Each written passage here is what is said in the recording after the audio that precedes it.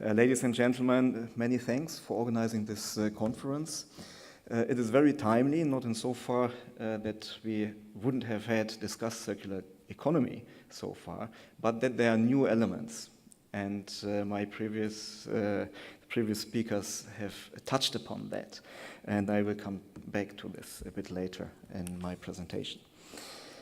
Let me please also congratulate the European institutions, and in particular the European Commission, for driving circular economy policies and circular economy thinking around the world. I think the Commissioner and large delegation have already visited all countries around the globe to promote this idea. I had the honor to participate in one of those. I will also participate in the mission to Japan and Indonesia in October in order to promote a circular economy. I believe that we need now to find an equilibrium with our planet, which is jeopardized by the increasing impact of human activity. The European steel industry supports the Commission and the European Union in this ambition. And I'm convinced that with the right legal framework, the circular economy offers more opportunities than challenges for steel. Steel is not just a fascinating material with thousands of different applications. It also brings, and must have to bring, the solutions for today's global challenges, such as poverty, pollution, and climate change. And I also believe that, as mentioned by the previous speakers, that simply recycling is not the answer. It's much more about it. You see it here already on the slides. Reduce, reuse, remanufacture, and recycling, but probably even more than that. The European steel industry, the European steel industry produces 165 million tons of steel every year. I must say we are coming from 200 million tons in the year 2007. This is 1/10 of global steel production, with 500 steel production and processing sites across the European Union. Steel supports all European economies. We are producing in 23 EU member states, but the European steel companies have a huge multiplier effect in all member states. We have a multiplier effect in terms of jobs of 7.7 in the European Union. That means for each of the 320,000 jobs in the European steel industry, 6.7 are being created or induced additionally in other sectors. Altogether, 2.4 million jobs. And of course, all the families which are profiting from that. This underpins also our responsibility for sustainable development and the objective to achieve a truly circular economy. We, as the European steel industry, have the ambition to close the loop, although this is not something that can be achieved overnight. We will have to cooperate with policymakers, other sectors, and the society to find the most suitable solutions.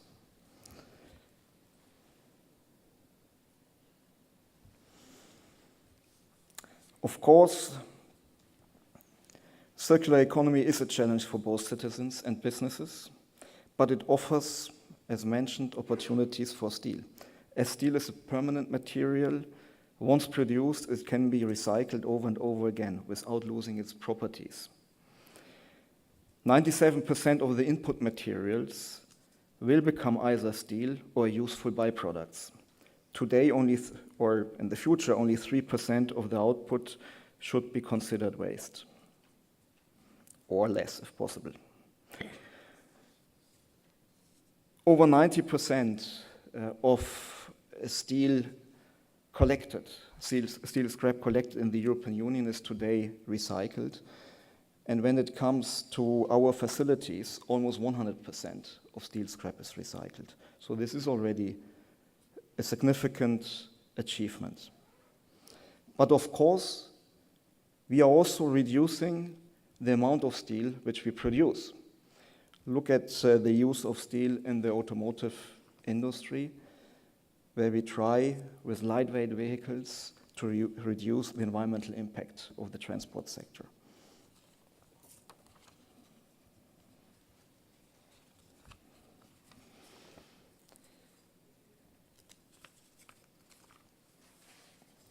And then, of course, I mentioned byproducts.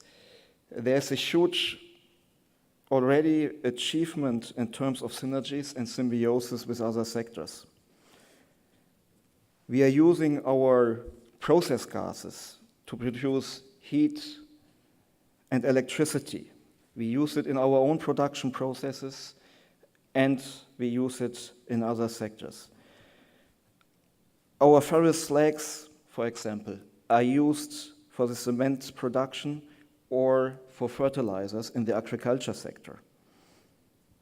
So by this, we really achieve a high degree of output from the input. As mentioned before, around 97% from the input materials is used at the end.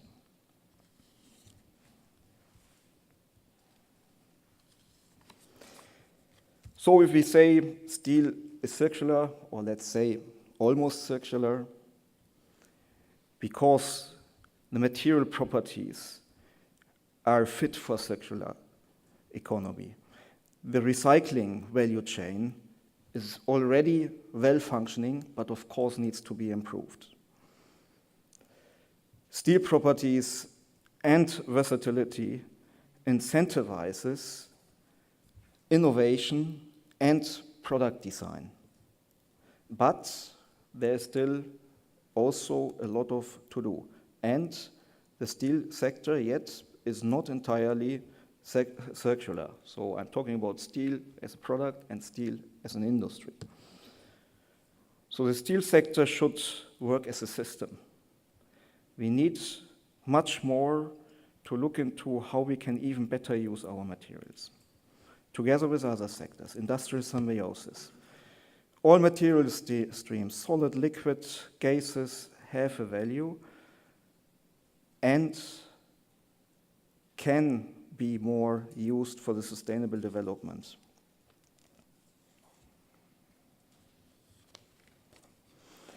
We have published some time ago a sustainability vision. It's the first of its kind for EUROFER.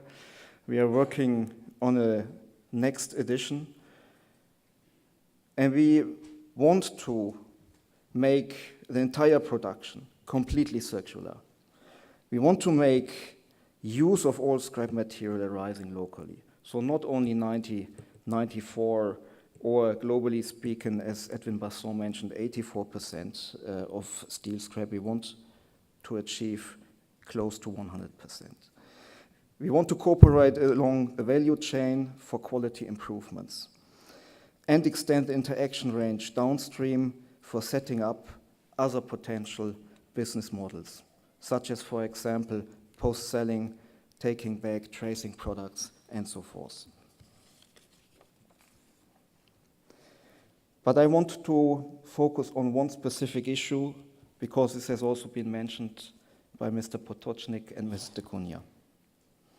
And that is, how can we tackle the biggest challenge for the European steel industry and the steel industry globally and for humanity? That is climate change. And we have some ideas, and we have a lot of projects which try to implement these ideas. It is correct that 30% of industrial emissions derive from steelmaking. And therefore, we have to act and take the step further towards circularity. You can, for example, make use of the carbon emitted in the steelmaking process. You can use it to produce alternative fuels, alternative fertilizers, feedstocks for the chemical industry. And therefore, we believe it's right that carbon recycling has become part of the EU Action Plan on Circular Economy, and that the Commission is looking into this and is paving the way to make this happen, because legislation needs to support this new technology. We see here a large potential, symbiosis with other sectors, the chemical industry, but also industries like the cement sector. There will be a win-win situation, resource conservation and tackling climate change at the same time. So we will probably have several steps to the decarbonization of the European steel industry and the global steel industry. By first going to a transition where we can, for example, use carbon for the production of alternative fuels, then go over to use it for chemical feedstock, and then maybe use and find other methods for steel production. On this slide, you will see the flagship projects our industry is proposing, and that, of course, concerns not only the use of carbon, but it concerns also the replacement of the coal-based metallurgy. So we have a number of projects in a number of member states where we hope that we can reduce our emissions by at least 80 to 95% by the year 2050. And you see from the slides that many of these projects have already started.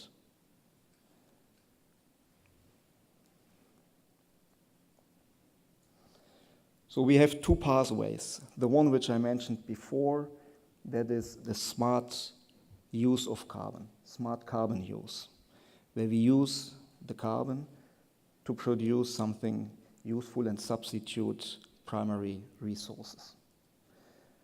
And secondly, carbon direct avoidance, where we replace coal-based metallurgy by electricity, hydrogen.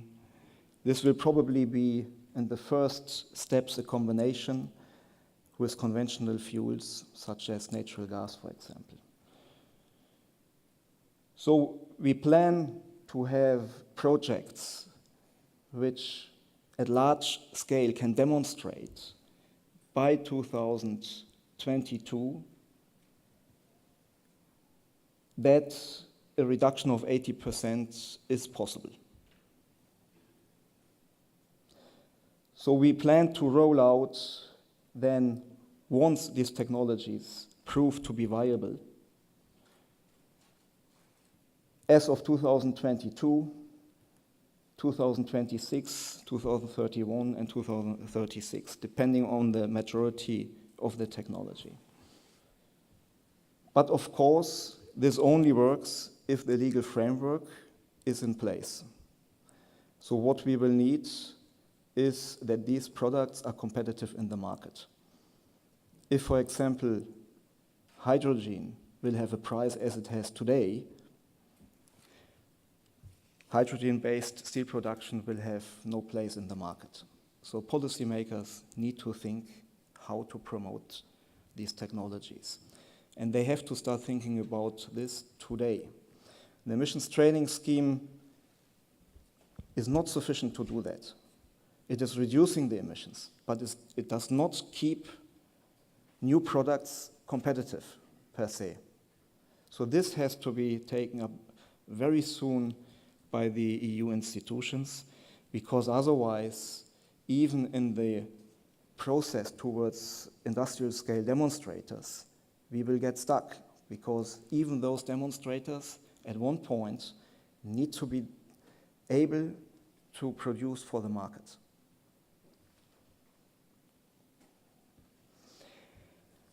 But this can really create a lot of synergies and new markets.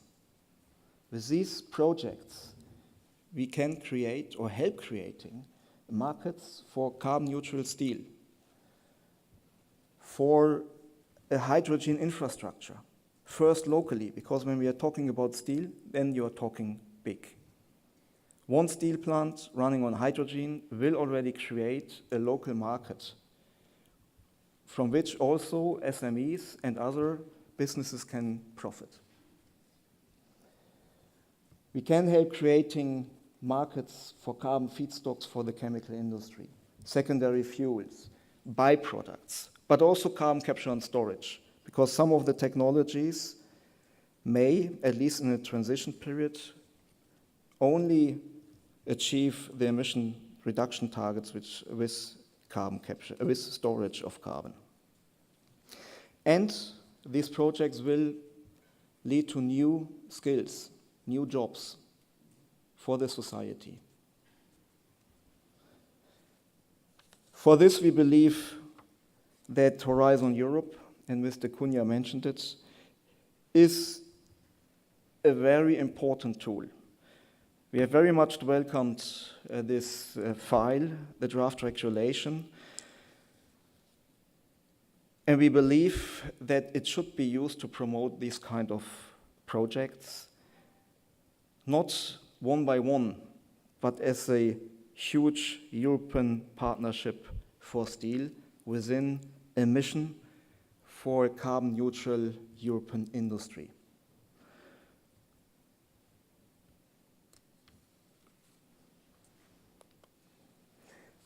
So coming to the end,